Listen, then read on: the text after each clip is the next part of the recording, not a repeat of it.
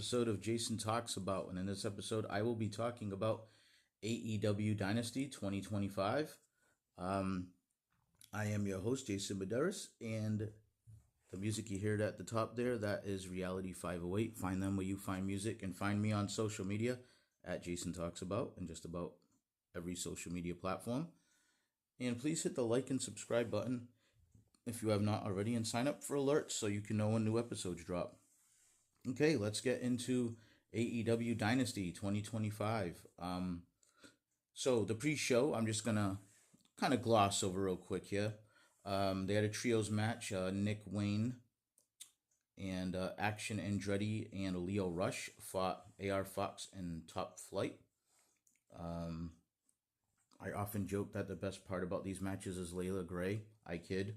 Anyway, yeah, so this one, Nick Wayne ended up getting the win over AR Fox with the Wayne's World, he calls it.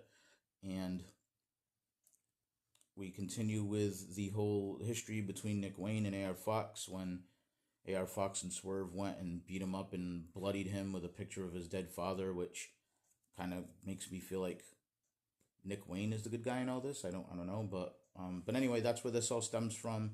It's been going on for a couple of years now, way back when Swerve was a heel and Nick Wayne was hanging out with Darby Allin before he became Christian's son somehow. I don't know what Christian's been, but they've been making Nick Wayne more of like the leader now of the patriarchy, so I guess they're trying to kind of make him come into his own. They had the best wrestler alive, Max Caster, open challenge. And he comes out every week and usually gets his ass whooped really quickly by somebody. And this time, Anthony Bowens, of all people, answered the challenge. I haven't seen him. I don't know if he's been on Ring of Honor. It kind of, announcers kind of made it sound like this was his first time back since they broke up. I think it was.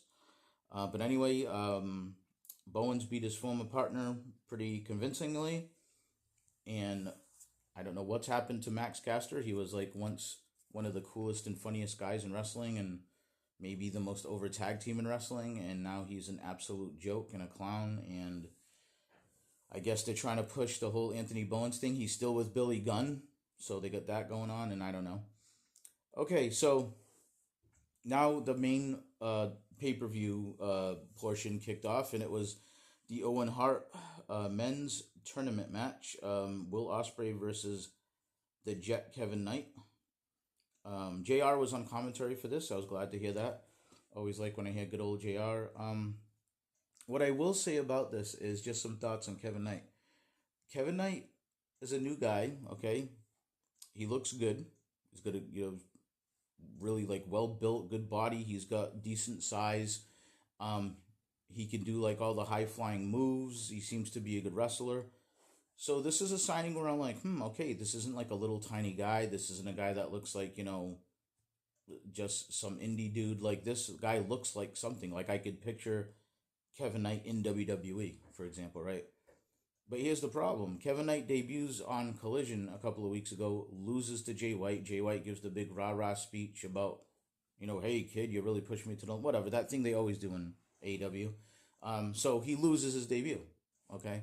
Then he comes out tonight, and this was a good match. I have nothing bad to say about the match itself, but Ospreay wins again, which I wouldn't say Kevin Knight should be Ospreay, but that's my point is, why don't we get Kevin Knight some wins? We just met him, and he's lost twice. Here's the other issue that I have sometimes with AEW. It's just look at the landscape of everything and your talent, right? So you've got Kevin Knight who comes out, and he's acting just like Leo Rush, like almost exactly. He's got a puffy coat. It's not the King Koopa spikes, but he's got the puffy coat. He's got kind of the Bret the Hitman Hart sunglasses on. He's kind of talking trash, real cocky, and whatever. And it kind of looked like he was doing Leo Rush's bit, right? Like, and not that Leo Rush has the trademark on being a cocky dude, but it just, his mannerisms and everything were very, very similar. And then he's got the puffy coat on, and then he gets into the ring, and I noticed, wait a minute. And my friend who he was watching with me, we concurred. He said, doesn't he look like, is he part of Top Flight? And I said, what? And then we look at his tights. He's got airplanes all over his tights. There's somebody with that gimmick that just wrestled like 20 minutes, half an hour ago two guys that have airplanes and their whole freaking video is airplanes and they're called Top Flight. And Layla Gray used to dress like a stewardess, not anymore. But point is, like maybe we should think about all that, before we put a guy out dressed that way. But anyway, they had a really good match, a really good high flying match. And Kevin Knight lost again. So what I'm hoping now is that they reset Kevin Knight. Unfortunately, you already have to reset after 2 matches, but get him some wins on TV for a while. Let's see him win for at least a month, right? Like I liken it to let's take a quick detour. Penta debuted in WWE. They made a big deal. He was unbeaten for I want to say like 2 months, and then he finally lost in a tag team match. I'm not saying the guy should be undefeated like Goldberg for whatever 150 matches or whatever the hell it was, but can we at least get, I don't know, a month of wins when somebody's brand new to like really make us go, oh wow, look at this guy, he's something. Instead of him losing twice in really good matches and then babyface is shaking his hand and putting him over. I mean, okay, but you know what we remember is still the fact that he lost. He's 0-2. So that's not good, okay? That's just my 2 cents on that. I'm not dogging on Kevin Knight. I'm not trying to crap on the match. The match was great. I would suggest watching it, especially if you're a fan of the the high flying AEW / Osprey style. I mean, I enjoyed the match, and I think he can be something. But again, retool the gimmick, retool the tights. You've already got guys with airplanes on their tights, unless he's going to join them and make a trios or something. I don't know, but and let's do something with him. Let's get him some wins. Okay, enough of that. World Tag Team Championship match: the Hurt Syndicate versus the Learning Tree, and I just want to say right off the bat, the oddball in this match was definitely Brian Keith. I mean, Big Bill is this gigantic, impressive specimen of a man. Shelton Benjamin and Bobby Lashley is huge. Shelton Benjamin looks great. And Brian Keith is just a really small guy in this match. And he's not small in the way of like a super impressive Rey Mysterio type luchador. He's just a small dude that's supposed to be real tough and a bounty hunter. And I mean, most of the time in the match, he was just getting whooped anyway. Lashley and Benjamin won this in pretty convincing fashion. One big thing that happened though in between. Well, let me say this. I let me back up a second. I said convincing fashion. I do want to say that when Big Bill was in the ring though, the portions he was in the ring were pretty competitive, but it wasn't a very long match, and they did ultimately get the win. And when they got their hands on Brian Keith, it was like, it was very one-sided. But Big Bill, I thought, did a decent job, and I really, really, really want to see Big Bill break away from the whole Jericho thing. I think they're really missing the boat on him, and he could really be a big star. But one thing I wanted to point out during this match is outside the ring, when the ref was distracted with whatever was going on inside the ring, Big Bill and Lashley were brawling back and forth, and Big Bill kind of had the upper hand for a second, and suddenly, who pops up from behind the barricade in the crowd? MJF. And slugs Big Bill with the diamond ring. I think the storyline was supposed to be, it kind of came off a little wonky on screen, was that he kind of dropped Big Bill and knocked him out for a couple of minutes, and that's what gave Lashley and Benjamin the upper hand to go take out Brian Keith. Not that I think they needed it, but whatever. Okay. So, a couple of things coming out of this is, I guess, Jericho's pissed off at these guys because they haven't been winning, and, so I don't know if maybe that will spur on the whole Big Bill finally splitting off from them, because maybe Jericho will lose it on them on an upcoming Dynamite Collision or something. I don't know. But I just hope it happens, however they do it. Then we had a women's Owen Hart Foundation match, and it was Mercedes Moné versus Julia Hart. I have to say, this was better than I thought it was going to be. Another good match. This was a decent match. I think that, I know it's cool kind of right now to hate on Mercedes, and I will admit that the character has been very, kind of stale in AEW. But as far as in the ring, I still think she's a really good wrestler. This wasn't like, a great, tremendous match, but it was a good match. And honestly, I was kind of worried about, like Julia Hart, I have not been impressed with her matches. I mean, I know she got a big push not too long ago and had the belt, and she's, I give her credit. She got herself super over with the crowd there with her song and everything. But I just think Mercedes is a better wrestler, and I would imagine she was the ring general for this match, and I thought it was a good match. And Mercedes ended up pinning Julia Hart with like a cradle, um, and then they showed Athena watching in the back on a monitor. So, they're still building up to Athena and Mercedes, which I think should be good. Okay, so Mercedes advances in the women's tournament, and Osprey advances in the men's tournament. Okay, so then we had the Death Riders. Actually, let me back up. This was for the AEW World Trios Championship. The Death Riders, Claudio Pac and Wheeler versus Rated FTR, Cash, Dax, and Cope. This was one of the matches. I don't know. I was kind of hot and cold this match. I thought some parts were good. Like when FTR was in there with any combination of like Claudio and Pac, I thought it was pretty good. But I thought it was just an okay match. There was a part where Cope almost, well, he tried to spear Yuta and then almost ran into Dax. And, if you've been watching the show, there's a whole history here with Dax and Cope arguing, and Cash is in the middle of it. And so they're already leading with the dissension leading into this match. And so Cope stopped himself at the last second and kind of looked at Dax, and they both had their hands up, like kind of like, whoa, whoa, whoa, whoa. And Yuta pushes Dax into Cope, so they kind of bump heads.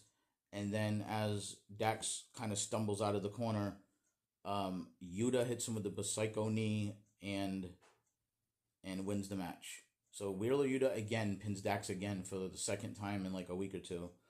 And I don't know. I don't get the fascination with Wheeler Yuta. I really don't. I just, the look of him, I don't see the big deal of the disability. I get, Danielson and Moxley are big fans of his, I guess. And it kind of reminds me of the Orange Cassidy thing. I'm not saying there's not a place for these guys on the card, but the fact that they're just going to double and triple down on pushing certain people, that, at least Cassidy, you could say a lot of the fans were behind that. The crowd is clearly not behind the Wheeler push. And I don't mean not behind in the like Dominic Mysterio way where like, boo, we really don't like this guy, this heel. I think it's more like, boo, we don't want to see this guy kind of go away heat. But anyway, so that happened. Yuta got the pin after the match. Dax is down, and Cash and Cope both hold him up, and it looks like they're all unified. And then Dax quickly grabs Cope's head. One complaint here I had is there should have at least been a cheap shot, a kick to the nuts or something. But he just kind of, they're raising each other's arms, and then he just grabs his head and throws him into like the pile driver position, which I don't understand why Cope, even though they did it quick and it looked good, but I just, if I was booking that segment, I would say, there should be something in between. There should be a kick in the balls or something. He hunches over in pain, then you give him the pile drive. That just little nitpick. So he pile drives Cope. Cash kind of looks at him like, what are you doing? What are you doing? And they start to argue back and forth, Cash and Dax. Dax goes out, gets the chair ready for the concerto. Gives it to the other chair to Cash, and Cash throws it down, and they're arguing. And then Dax throws Cope off the ropes, and then Cash turns around and says, I guess in that split second, goes, okay, I agree now. Now we can beat him up, and participates in the Shatter Machine. And again, this is just a weird booking decision. It's like, I think they were looking for the swerve on top of the swerve and on top of the double swerve. Like, oh, is he turning? Is he not turning? Are they breaking up? I mean, if these guys had agreed we're going to take this guy out if we lose, then they should just do it. And I'm not going to buy that Cash changed his mind 3 times in one segment or whatever. Like, that's, so I guess I'm happy that FTR is doing something and they're turning heel because they desperately need something, anything. They're really stale right now. And I guess Cope's probably going to go take a little vacation. A lot of people think he's going to come back with Christian. I mean, Christian's been disappeared for a while. I don't know what they're doing with him. And they would have a lot of explaining to do because Christian's been one of the most vile people on this TV show for like 2 years. So, but anyway, so yeah, FTR are heels, and I think Cope's going to be gone for a little while because they stretched him out after the pile driver. Okay, and then this was, I thought, a really good match coming up. The Women's World Championship. Timeless Tony Storm and Megan Bayne went at it. Megan Bayne had Penelope Ford with her, and Tony Storm, of course, had Luther. Luther at one point put Penelope Ford up on his shoulders and kind of a fireman's carry and carried her away. I just want to say that um, Megan Bayne, to me, is a star. Um, she looks like she could just fit right in with WWE right now or anywhere in the world. I was very, very impressed by her.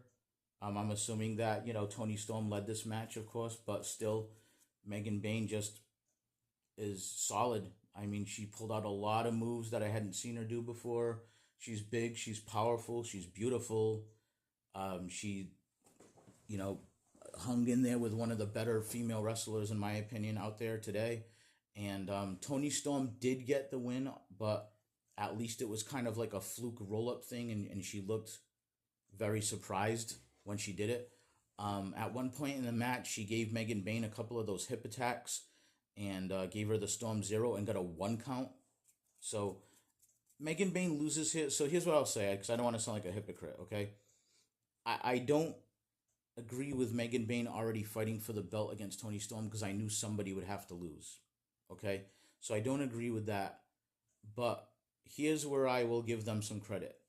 Megan Bayne has been dominant on TV for, I would say, 2 months now, okay? She hasn't lost at all. And she went up against a world champion and was pretty dominant for a good probably 60 to 70%. I'd say 70% of the match, she was pretty dominant. And when the champion won, it was a fluke roll-up, who even the champion seemed surprised by. So if you had to do this, this was probably the best way to do it.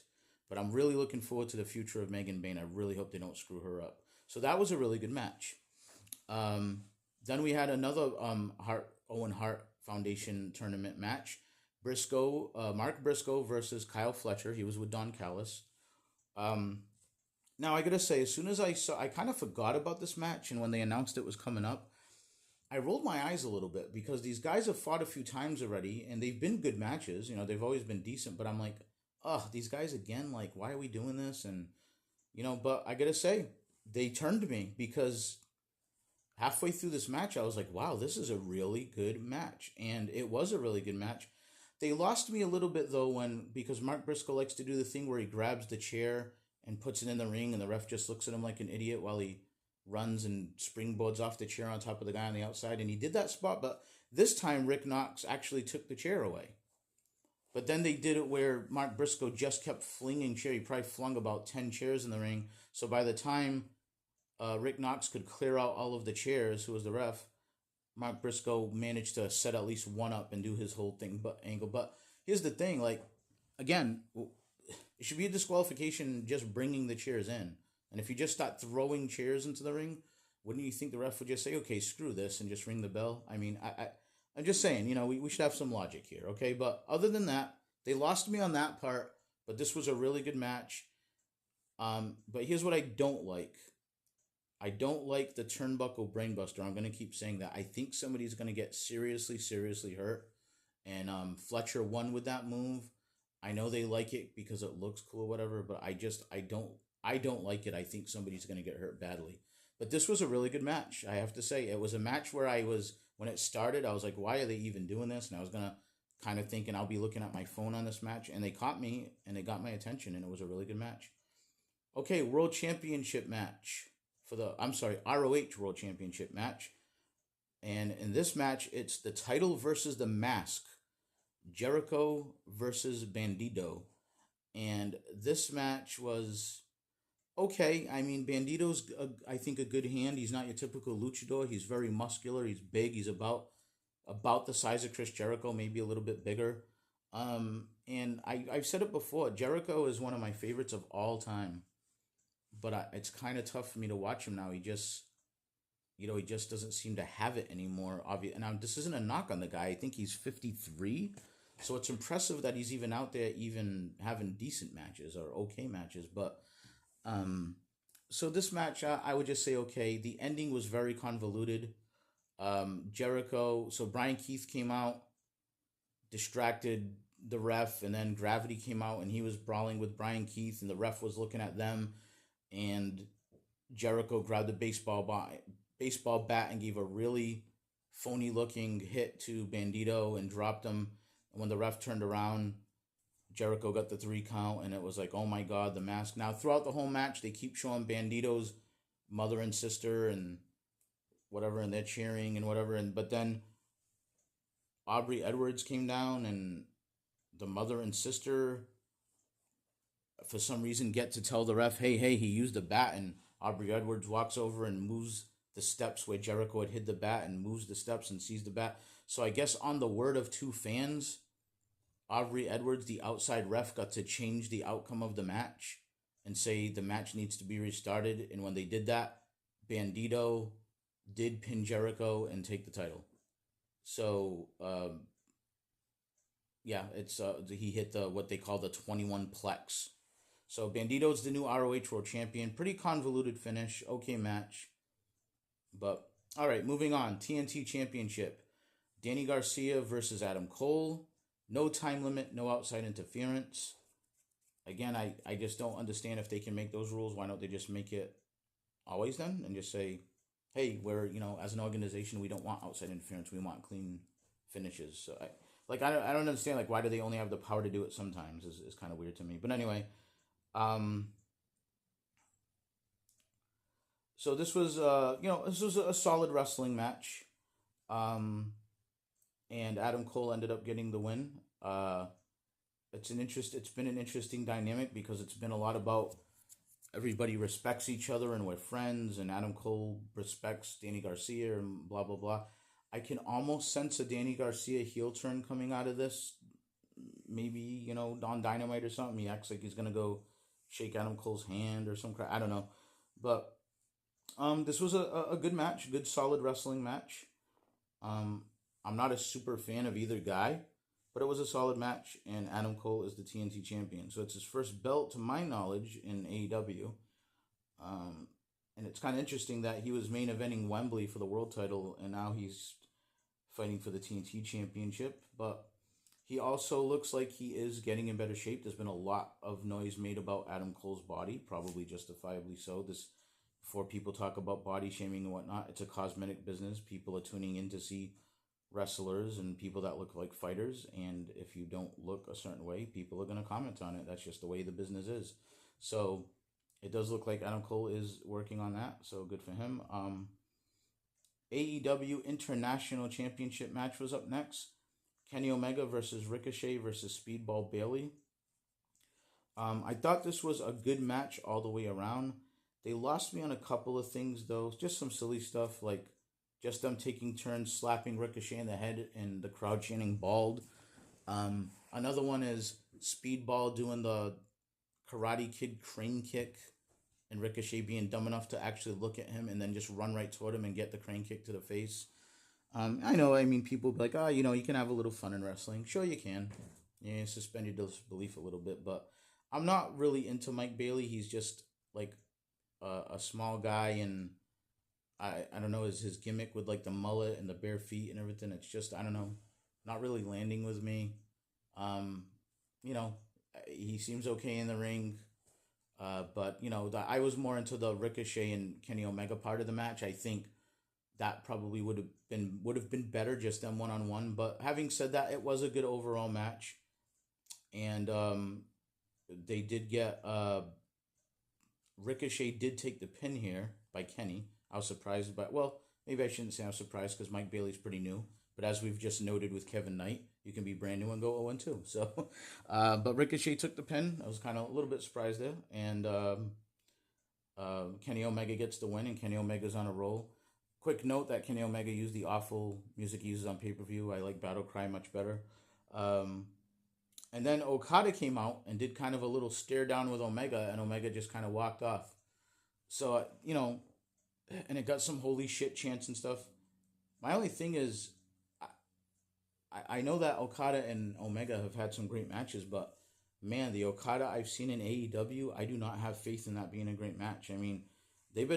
Okada better take a couple of months off, get in better shape, and work on whatever has been holding him back in AEW, because his matches have not been good in AEW. I don't know if people agree or disagree, but that's just been my take. So I would normally be looking forward to running back Omega Okada, but not this Okada I've been seeing over the last year or whatever it's been. Okay, now we are at the main event, the AEW World Championship match. Matt Moxley comes out with Marina Shafir. He's the champion against Swerve with Prince Nana. This, to me, wrestling wise and stuff, and this isn't a knock on Swerve, but was, I don't know, one of the worst matches of the show. I don't know. I just get lost with the Moxley stuff. It's just the whole thing of like they're burying the referee. The referee looks like a total idiot. Like, what kind of a moron can't count, right? You have a job, count to 10. They're on the outside of the ring, whatever it is, right? And so at one point in the match, they're fighting outside forever, and this happens a lot on AEW, but this was like really exaggerated. And it's like 2 minutes go by, and the ref's not even on like one, and he's just yelling, "Come on, John, get him in the ring, John." And then Moxley has enough time to like set up a ladder, like it's a ladder match. He's setting up a ladder on the outside of the ring, and then he has time to, you know, get Swerve in like a front face lock and start to put him up the ladder. But here's the thing. He starts to drag him up one side of the ladder, lets him go, goes up the other side of the ladder because he wants to suplex him or something, and Swerve just stays there and just continues to climb the ladder. Why wouldn't Swerve say, "Hey, I think this guy's trying to suplex me on that table. I'm just going to jump off"? So there's just a lot of like things in Moxley matches especially that are just so illogical to the fans watching at home and so unrealistic that it just takes you out of it. So, they end up going through the table predictably. So now they're laying there for another 2 or 3 minutes. I mean, this thing went on for like probably 10 minutes on the outside of the ring, and the ref did not count anybody out. Okay? So it was just so bad when stuff like this happens. And it's just a lot of biting and blood and eye gouging and scratching on each other's backs. And it's just stuff I'm just sick of. I'm just so over this whole Moxley run with the title. It's just, I was really hoping against hope that Swerve would take it here, but he didn't, of course, because what happened was he actually had the upper hand. There was a ref bump. Okay, they should have done the ref bump, 15 minutes beforehand when they were doing table spots for 10 minutes on the outside of the ring. That would have probably made more sense. So there was a ref bump, and Swerve had Moxley beat. He gave him all his moves, and he did the Swerve stomp and all that stuff, and then the Death Riders run in. And then the Ops run in to stop the Death Riders. And then it looks like Swerve has Moxley again. He gives him I think it's called the drive-by or whatever. And then he goes, oh, and I forgot to mention, Hangman Page came down first. He came down, and it kind of looked like he was thinking about doing the buckshot to either Swerve or Mox. And I'm thinking like, ooh, it would be nice if he did it to Mox, and maybe him and Swerve have passed their issues now, and he realizes he has to take out Moxley for the good of AEW. But before we could get the answer to that, that's when the Death Riders pulled up and beat up Hangman and Swerve. Then the Ops came out, and the Ops fought off with the Death Riders, and then when that was all said and done, Mox had the chair. Swerve ended up hitting Mox. I'm sorry, Swerve ended up getting his hands on the chair, hit Moxley with it, and hit him with the Swerve stomp. And it looked like he's about to take the belt. The lights go out. They come back on, and the Young Bucks have Swerve all set up in the V trigger. They each have his arm and do their little pose, and boom, V trigger. And Mox crawls over and covers Swerve, and the ref's back at that point, pins him, and Moxley retains the title. And why are the Bucks helping Moxley? The last time we saw the Bucks, they were shredding papers and running for their lives because Moxley was taking over the company. So I don't know what's going on, but I guess we'll have to tune into Dynamite to find out. So a little convoluted ending once again, but there's a little bit of excitement, I guess, for the AEW fans that the Young Bucks are back. So here's what I'll say about Dynasty. You've probably heard me say it in a bunch of matches. There was a lot of good wrestling on the show. I will say that. This was a good wrestling show. Probably the match I was least crazy about was this last one. Just because I'm just kind of all set with the Moxley style and the whole run of this. But I did like the pay-per-view overall. I thought this was one of the better ones in recent history for AEW, and they did have the stupid stuff down to a minimum, which I'm glad for. So that's my take. I would say check it out if you haven't and you want to see it, and I would love to hear from you guys and what you thought. So hit me up in the comments and let's talk about it. But that's my thoughts on Dynasty. Good overall show. Okay, so thank you for listening. Please hit that like and subscribe. And join me next time. We have a whole nother week of wrestling to go, and we're on the road to WrestleMania in WWE. So I'm going to be talking a lot more about WWE and AEW. Okay, take care, everyone.